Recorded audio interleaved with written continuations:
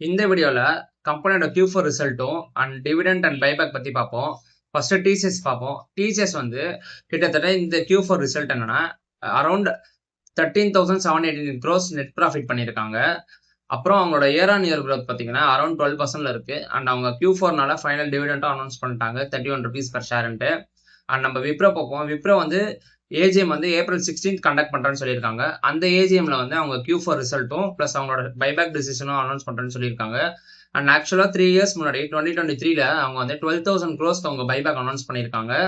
இந்த 3 இயர்ஸ் கழிச்சு அவங்க எவ்வளவு க்ரோஸ்ல பைபேக் அனௌன்ஸ் பண்றாங்க நம்ம பார்ப்போம். பேங்கிங் செக்டர் பார்ப்போம். பேங்கிங் செக்டர்ல பாத்தீங்கன்னா HDFC பேங்க்கும் அண்ட் ICICI பேங்க்கும் ஏப்ரல் 18 ரிசல்ட் அனௌன்ஸ் பண்றேன்னு சொல்லியிருக்காங்க. அண்ட் ஐடி செக்டர்லயே பாத்தீங்கன்னா HCL டெக்னாலஜிஸ் வந்து ஏப்ரல் 21 அனௌன்ஸ் பண்றேன்னு சொல்லியிருக்காங்க. அண்ட் வந்து டெக் மஹிந்திரா வந்து ஏப்ரல் 22 அனௌன்ஸ் பண்றேன்னு சொல்லியிருக்காங்க. அண்ட் வந்து இன்ஃபோசிஸ் வந்து ரிசல்ட் வந்து ஏப்ரல் 23 அனௌன்ஸ் பண்றேன்னு சொல்லியிருக்காங்க.